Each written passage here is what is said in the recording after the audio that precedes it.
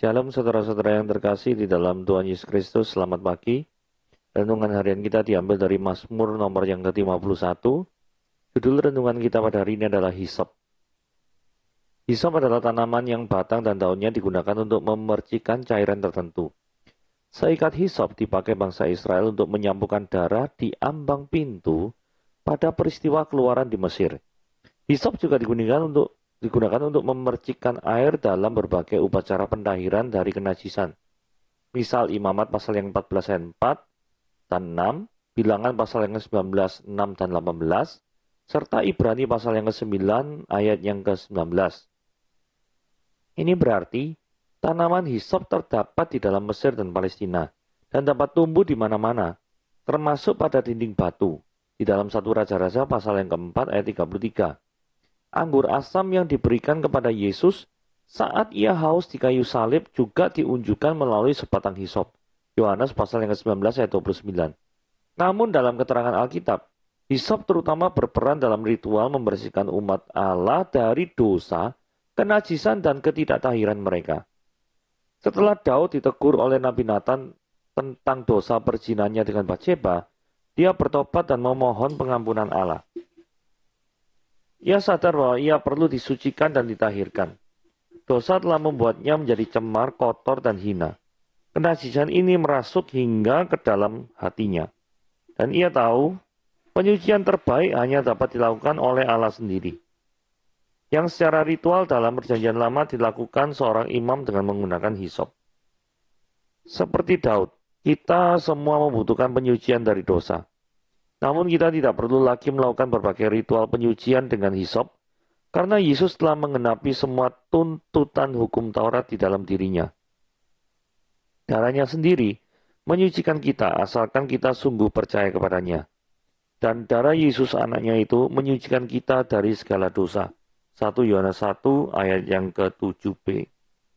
Oke, mari kita membaca renungan kita pada hari ini, yaitu dari Mazmur nomor 51, gitu ya. Sebuah pengakuan dosa Daud setelah berzina dengan Batsheba. Untuk pemimpin biduan Mazmur daripada Daud ketika Nabi Nathan datang kepadanya setelah ia menghampiri Batsheba.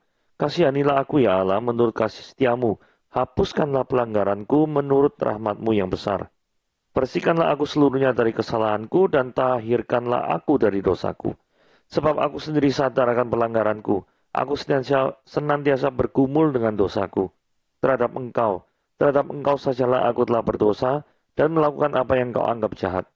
Supaya ternyata engkau adil dalam putusanmu, bersih dalam penghukumanmu. Sesungguhnya dalam kesalahan aku diperanakan, dalam dosa aku dikandung ibuku. Sesungguhnya engkau berkenan akan kebenaran dalam batin, dan dengan diam-diam engkau memberitahukan hikmat kepadaku. Bersihkanlah aku dari dosaku dengan hisop, maka aku menjadi tahir. Basuhlah aku, maka aku akan menjadi putih dari salju. Biarlah aku mendengar kegirangan dan sukacita. Biarlah tulang yang kau remukan bersorak-sorak kembali. Sembunyikanlah wajahmu terhadap dosaku. Hapuskanlah segala kesalahanku. Jadikanlah hatiku tahir ya Allah, dan perbaruilah batinku dengan roh yang teguh. Janganlah membuang aku daripadamu, dan janganlah mengambil rohmu yang kudus daripadaku. Bangkitkanlah kembali kepadaku kegirangan karena yang selamat daripadamu. Lengkapilah aku dengan roh yang rela. Maka aku akan mengajarkan jalanmu kepada orang-orang yang melakukan pelanggaran, supaya orang-orang berdosa berbalik kepadamu. Lepaskanlah aku dari hutang darah ya Allah. Allah keselamatanku, maka lidahku akan bersorak-sorai memberitakan keadilanmu. Ya Tuhan, bukalah bibirku, supaya mulutku memberitakan puji-pujian kepadamu. Sebab engkau tidak berkenan pada korban sembelihan. Sekiranya aku persembahkan korban bakaran, engkau tidak menyukainya. Korban sembelihan kepada Allah ialah jiwa yang hancur, hati yang patah dan remuk tidak akan kau pandang hina ya Allah. Lakukanlah kebaikan kepada Sion, menurut kerelaan hatimu. Bangunkanlah tembok-tembok Yerusalem. Maka engkau akan berkenan pada korban yang benar, korban bakaran dan korban yang terbakar seluruhnya. Maka orang akan mengorbankan lembu jantan di atas mezbamu. Nah, ini kita kalau membaca Mazmur nomor 51, ini kasusnya Daud berdosa terhadap Batsheba. Nah, sebagaimana kita tahu Daud berzina dengan Batsheba, Terus kemudian ketika Daud pengen menutupi perzinahannya itu dengan memanggil Uria itu pulang. Uria itu adalah suami daripada Batsheba. Nah, ketika Uria itu dipanggil pulang, tujuannya itu supaya apa? Supaya Uria itu bisa tidur dengan istrinya Batsheba. Sehingga perzinahan Daud dengan Batsheba bisa ditutupi dengan kepulangan Uria dari medan perang. Hanya saja, Uria pada waktu itu tidak mau kembali ke rumah. Mengapa? Apakah ada permasalahan rumah tangga dengan Batsheba? Bukan itu alasan Uria. Uria alasannya waktu itu ngomong gini sama Daud. Ini adalah musim perang. Saudara-saudaraku berperang, teman-temanku berperang, semua kerajaan daripada Israel ini berperang. Tetapi masakan aku bersenang-senangan dengan istriku. Jadi Uria ini memegang semangat solidaritas terhadap teman-temannya, saudara-saudaranya, sesama prajurit yang sedang perang di medan perang. Nah, kalau itu yang terjadi, maka rencana Daud ini jadi amburadul. Maka yang terjadi adalah Daud memanggil Yoab, mungkin karena emosional yang sangat tinggi ya. Daud itu memerintahkan kepada Yoab, panglima perangnya, untuk menempatkan Uria kembali ke medan perang dan di garis paling depan. Dan sebagaimana kita tahu, Uria meninggal. Pastilah. Dan Daud menjadi seorang pahlawan, yaitu apa? Mengambil Batsheba, mau jadi istrinya, dan dengan tujuan nanti kalau sudah sah menikah, kan anak yang dikandungnya itu jadi sah. Kelihatannya seperti perfect crime gitu ya, kejahatan yang sempurna. Tetapi tidak bagi Tuhan. Tuhan mengutus Nabi Nathan untuk menegur daripada Daud. Nah, setelah ditegur, Daud ini ngomong gini, bersihkanlah aku seluruhnya dari kesalahanku, dan tahirkanlah aku dari dosaku. Jadi Daud ini menghadap pada Tuhan, mengaku dosa di hadapan Tuhan. Kunci daripada segala pemulihan adalah pengakuan dosa. Karena tanpa adanya pengakuan dosa, maka manusia tidak mungkin dapat dipulihkan. Karena confession preceding restoration. Karena seringkali manusia rindu hidupnya dipulihkan. Tetapi jarang sekali manusia itu mau datang kepada Tuhan. Sama seperti Daud. Itu mengaku dosanya dan merasa bersalah di hadapan Tuhan. Justru inilah yang langkah penting, langkah yang tidak mungkin tidak dilakukan, yaitu adalah confession. Maka setelahnya Anda akan menerima restoration. Suara yang terus menggema. Saudara, ketika Daud merencanakan daripada dosa-dosa ini, Daud berkata, aku senantiasa bergumul dengan dosaku. Jadi ketika Daud berzina dengan Batsheba, ada kemungkinan kondisi daripada kerohaniannya itu yang menarik dia untuk jangan melakukan itu. Tetapi yang terjadi, Daud tidak tahan dan tetap melakukannya. Ketika Daud ingin merencanakan pembunuhan terhadap Uria, ada suara yang mengatakan, jangan kau melakukan itu. Tetapi Daud tetap melakukannya. Dan ini ada suara yang pergumulan senantiasa. Jadi di dalam diri Daud ada suatu kekuatan yang tarik-menarik antara melakukan dosa dan menaati kehendak Tuhan. Atau ada kemungkinan pergumulan ini barusan timbul setelah Daud melakukan peristiwa itu, kemudian Daud menyesal. Sehingga tidak bosan-bosannya suara hati nurani itu menggedor keras daripada hati Daud. Dan berkata, you are wrong, engkau salah. Nah, ternyata Daud mendengar suara gedoran itu. Daud ngomong gini di ayat 6, terhadap engkau sajalah aku telah berdosa. Daud tidak mencari pembenaran di hadapan Tuhan. Daud itu mengaku salah. Daud tidak bersikap defensif sama sekali. Apakah kita ketika di hadapan Tuhan juga memiliki sikap seperti Daud? Atau justru terkadang kita di hadapan Tuhan itu defensif? Defensif itu maksudnya selalu mencari banyak alasan untuk membenarkan daripada tindakan kita. Itu defensif. Tapi Daud di hadapan Tuhan langsung ngaku salah. Daud tidak siap menerima Daud siap menerima hukuman daripada Tuhan. Karena Daud tahu dirinya itu berdosa. Karena setiap orang yang berdosa sudah sepantasnya lah menerima hukuman daripada Allah. Apakah kita tidak siap apabila Tuhan itu menegur kita? Apakah kita justru protes dan berteriak, Tuhan aku tidak salah. Saudara jangan bersikap seperti itu. Jikalau Anda memang berdosa, Anda salah, ngaku dosamu. Maka Tuhan akan mengampuni. Mengampuni dari segala dosamu. Bahkan ketika Tuhan menghukum itu juga bukan untuk memberikan kehancuran pada diri kita. Bukan. Tetapi dia memberikan pelajaran pada diri kita. Supaya kita tidak mengulangi lagi. Ya sebagai ilustrasi adalah murid yang menghadapi ujian di sekolah. Kenapa ujian itu penting bagi seorang murid? Karena kalau tanpa ujian, maka murid itu tidak mungkin bisa maju. Jadi, ujian memang tidak menyenangkan. Hukuman Tuhan terhadap kita memang juga tidak menyenangkan. Mana ada yang namanya hukuman itu menyenangkan? Nggak ada lah. Tetapi Tuhan memberikan hukuman supaya kita nanti maju ke next step. Supaya engkau dibentuk karakternya menjadi semakin serupa Kristus. Yang semakin meninggalkan dosa. Semakin serupa Kristus. Yang semakin meninggalkan dosa. Dan benci terhadap dosa. Itu yang pengen. Karakter yang Tuhan pengen kita punya. Oke? Nah ayat ke-7 itu berbicara tentang original sin gitu ya. Jadi sesungguhnya dalam kesalahan aku diperanakan, dalam dosa aku dikandung ibuku. Jadi ayat ini menunjukkan bahwa sejak di dalam kandungan manusia itu berdosa. Jadi tidak ada istilahnya manusia itu lahir suci, putih, bersih seperti salju, tidak ada. Karena pada dasarnya secara natur manusia itu berdosa. Tidak percaya. Misalnya ada seorang anak dibilangi sama mamanya, jangan makan biskuit ya. Nanti batuk, jangan makan biskuit. Terus mamanya masak di dapur. Terus anaknya ini celingak-celinguk, tolak kanan, tolak kiri. Biskuitnya tetap diambil. Terus ketika ditanya mamanya, loh, kok biskuitnya hilang? Mana ya biskuitnya ya? Lo tahu jawabannya apa? Dimakan kucing. Loh, di rumah lo udah ada kucing. Bisa-bisanya lo berbohong. Yang ngajar itu siapa? Itu dimakan kucing. Ya kan? Jadi manusia itu terkadang ya tidak mau mengakui kalau naturnya itu berdosa sejak dari lahir gitu loh. Tapi ini adalah suatu bukti. Cerita singkat tadi gitu ya. Oke, kita lanjut. Jangan munafik, artinya apa? Tuhan itu berkenan kepada kebenaran dalam batin. Kalau orang munafik, itu orang itu lebih menghabiskan seluruh energi dan usahanya itu pada sesuatu yang tampak luaran. Ini persis contohnya seperti orang Imam Saduki dan Farisi. Karena yang luar-luar itu yang diperhatikan, dalamnya rongsokan tidak pernah mereka perhatikan.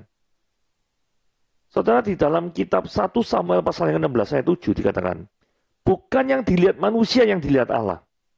Manusia melihat apa yang di depan mata, tetapi Tuhan itu melihat hati. Jadi artinya Tuhan itu bekerja itu dengan melihat hati kita.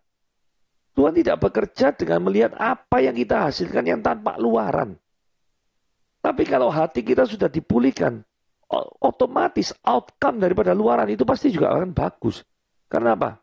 Hati yang kepengen daripada melayani Tuhan dengan sempurna, itu adalah hati yang benar-benar akan menghasilkan karya Tuhan yang indah. Dan kemudian frasa yang kedua ya, dikatakan, dan dengan diam-diam engkau memberitahukannya hikmat kepadaku. Dengan cara bagaimana Tuhan memberitahukan Daud hikmat?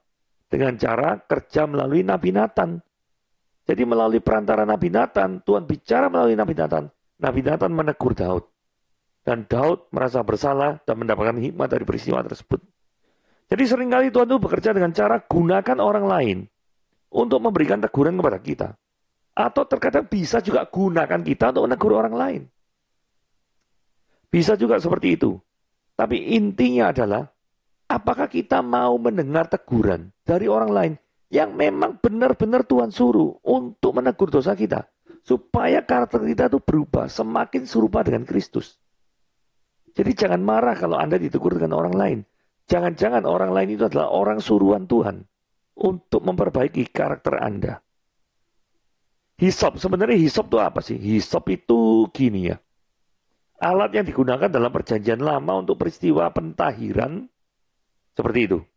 Bahasa Ibrani-nya esop, bahasa Yunani-nya husopos. Tapi ini pada zaman sekarang esop dan husopos ini, nama Yunani-nya, kalau bahasa Arabnya namanya sa'atar, itu digunakan untuk teh dan dimasak dan dipanggang dalam makanan. Jadi kemungkinan besar kalau Anda ke Timur Tengah, maka salah satu bumbu masakannya itu mengandung daripada hisop.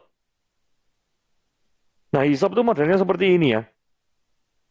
Kalau kita baca dalam Keluaran pasal yang ke-12 ayat 22, dikatakan bahwa kemudian engkau harus mengambil seikat hisop dan mencelupkannya ke dalam darah yang ada dalam sebuah pasu.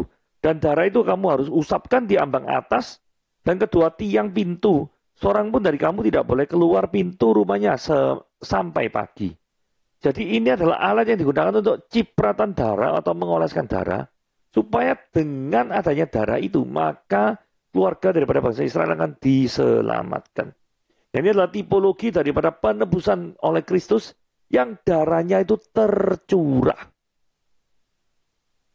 Nah sekarang kita mau lihat sumber sukacitanya. Biarlah aku mendengar kegirangan. Nah ini setelah adanya keselamatan di dalam Yesus Kristus ya. Atau setidaknya kalau dalam Daud kan belum ada Yesus. Ya toh? Maksudnya Yesusnya itu belum ada dalam bentuk manusia. Tapi kalau secara keilahiannya dia sudah ada. Dari kekal sampai akal. Nah maksud saya ketika Daud ini sudah ada perasaan diampuni. Tuhan sudah mengampuni keberdosaan Daud. Maka Daud ini bergirang setengah mati. Bersukacita. Jadi sukacita yang sejati itu adalah apa? Ketika kita menerima pengampunan dari Tuhan. Jadi ketika kita menerima pengampunan itu ada suatu kegirangan yang luar biasa. Kenapa kok girang? Ketika menerima pengampunan karena dosa-dosamu diampuni. Saudara, kalau dosamu tidak diampuni, maka engkau harus menanggungnya dan engkau akan masuk neraka karena menanggung dosa-dosamu. Karena upah daripada dosa adalah maut. Tetapi puji Tuhan, Tuhan mengampuni daripada segala dosa-dosa kita. Sehingga kita tidak perlu menanggungnya lagi dan kita diberi tempat di surga nanti. Oke? Saudara, dari sini kita belajar. Dari mana sih sebenarnya kita selama ini mengandalkan sumber sukacita kita? Itu dari mana? Dari hal-hal yang bersifat rohaniakah? Atau dari hal-hal yang bersifat jasmaniakah? Atau yang mana? Saudara sendiri yang tahu jawabannya. Kerinduan saat mengalami Tuhan setiap saat. Daud ini ngomongnya. Hapuskanlah segala kesalahanku, sembunyikanlah wajahmu terhadap dosaku. Jadikanlah aku tahir ya Allah. Perbarui batinku dengan roh yang teguh. Jadi Daud ini senantiasa ya. Hidupnya tuh pengen terus-menerus diperbarui. Sehingga ketika Daud ini diperbarui oleh roh Tuhan. Maka Daud ini menanggalkan manusia yang lama, yang penuh dosa itu. Dengan mengenakan manusia yang baru. Ini seperti di Efesus pasal yang 4 ayat 21-24. Saya bacakan ya, ini ayat indah sekali. Karena kamu telah mendengar tentang dia dan menerima pengajaran di dalam dia. Menurut kebenaran yang nyata dalam Yesus. Yaitu bahwa kamu berhubungan dengan kehidupan kamu yang dahulu harus menanggalkan manusia lama yang menemui kebinasaannya oleh nafsunya yang menyesatkan. Perhatikan baik-baik. Berhubungan dengan kehidupan harus menanggalkan manusia lama. Supaya kamu diperbarui di dalam roh dan pikiranmu. Nah sama seperti Daud. Ketika diperbarui di dalam roh dan pikirannya. Maka Daud akan mengenakan manusia baru. Yang telah diciptakan menurut kehendak Allah. Dalam kebenaran dan kekudusan yang sesungguhnya. Kemudian ayat 13-14. Dikatakan gini. Janganlah membuang aku dari hadapanmu. Nah ini menunjukkan bahwa Daud itu pengen dekat dengan Tuhan. Saudara, kalau implisitnya arti daripada jangan membuang itu apa? Kalau kita buang sampah, maka sampahnya itu semakin dekat atau semakin jauh sama kita? Semakin jauh bukan? Kalau Daud mengatakan janganlah membuang aku, maka Daud ini pengen dekat atau pengen jauh sama Tuhan? Pasti pengen dekat sama Tuhan. Karena kalau dibuang maka Daud akan menjadi semakin jauh. Dan Daud tidak pengen gara-gara kesalahannya karena perjinan dan dosa pembunuhan terhadap Uria. Itu Daud dibuang. Daud tidak pengen seperti itu. Maka Daud memohon pengampunan yang sungguh kepada Tuhan. Dan sebagai akibat daripada Tuhan mengampuni. Maka Daud memohon, jangan buang aku. Biarlah aku tetap dekat kepadamu ya Tuhan. Itu maksudnya Daud seperti itu. Dan di sini dikatakan bahwa janganlah mengambil rohmu yang kudus. Jadi Daud ini ingin memiliki relasi antara rohnya dengan roh Tuhan. Jadi ada relasi intim yang Daud rindukan selama ini. Karena apa kok seperti ini? Karena Daud itu pengen dipakai Tuhan itu seperti semula. Kok tahu? Di dalam ayat 14 dikatakan, bangkitkanlah kembali kepadaku kegirangan. Berarti dulu pernah bangkit. Sekarang dikatakan bangkitkanlah kembali. Berarti dulu dipakai Tuhan luar biasa. Sekarang juga Daud ingin dipakai oleh Tuhan secara luar biasa. Nah, Daud dipakai Tuhan secara luar biasa itu dalam hal apa? Dalam hal 3 hal ini. Ayat 15, 16, sampai 17. Pertama, aku akan mengajarkan jalanmu pada orang-orang yang melakukan pelanggaran. Jadi Daud mau sharingkan bahwa supaya orang-orang yang belum terjerumus ke dalam dosa ini, supaya tidak terjerumus, maka Daud mengatakan, aku dulu pernah terjerumus. Maka engkau jangan sampai terjerumus. Jadi bagi Anda yang sudah dibebaskan daripada segala keberdosaan seperti Daud, maka saudara juga wajib untuk memberitakan bagaimana Tuhan bekerja dalam hidupmu kepada orang lain. Share God loves to the others. Sharingkan daripada kisah kasih Tuhan yang luar biasa, yang mengubah hidupmu, supaya kisah Anda menjadi inspirasi bagi setiap orang yang mendengarnya. Ayat 16 dikatakan, maka lidahku akan bersorak-sorai memberitakan keadilanmu. Saudara ceritakan bahwa Tuhan itu adalah Tuhan yang adil. Karena seringkali ada banyak orang merasa Tuhan itu tidak adil. Tuhan itu pilih kasih. Tuhan itu tidak sayang. Karena pandemi COVID ini terus-menerus ada. Tuhan tidak sayang. Tapi percayalah, mungkin saat ini kita tidak mengerti bagaimana Tuhan bekerja. Tetapi kita satu hal yang kita mengerti. Ketika Tuhan bekerja, tidak pernah Tuhan bekerja untuk mencelakakan kita, orang-orang yang sudah percaya kepadanya. Karena itu berimanlah kepada keadilan Tuhan. Bahwa Tuhan akan sungguh bekerja luar biasa. Hal yang terakhir adalah bukalah bibirku. Memberitakan puji-pujian kepadanya. Jadi Daud menggunakan bibirnya untuk memuji Tuhan. Bukan untuk mengutuk. Jangan sampai kita menggunakan bibir kita mengucapkan sumpah serapah kepada orang lain. Memaki orang lain. Menggunakan kata-kata kasar kepada orang lain. Jangan biarkan itu terjadi. Karena kalau itu terjadi, maka kita tidak bisa menjadi orang yang membuka bibir kita dan memberitakan puji-pujian kepada Tuhan. Dan berikutnya, ini ayat 18 dan 19, itu adalah kontras antara persembahan fisik. Jadi korban sembelihan Tuhan tidak menyukainya. Dan persembahan hati, yaitu hati yang patah, jiwa yang hancur dan remuk, itu tidak dipandang hina oleh Tuhan. Jadi ayat 18 dan 19 ini cuma pengontrasan. Korban sembelihan Tuhan tidak berkenan. Jiwa yang hancur justru itu yang disukai oleh Tuhan. Tidak kau pandang hina. Yang satunya dikatakan, engkau tidak menyukai korban sembelihan. Tetapi yang jadi masalah adalah, kenapa di ayat ke-21 dikatakan, maka engkau yang berkenan pada korban yang benar, korban bakaran, korban sembelihan, maka orang yang mengorbankan lembu jantan di atas mezbamu. Loh, tadi katanya Tuhan itu tidak berkenan terhadap korban-korban bakaran yang bersifat fisik. Tapi di ayat 21 kok ngomong berkenan. Nah, cara menjawabnya begini ya. Korban bakaran itu harus dilakukan dengan hati yang benar-benar tulus. Nah, pertanyaannya, bangsa Israel melakukan ritual keagamaan itu tidak dengan hati yang tulus.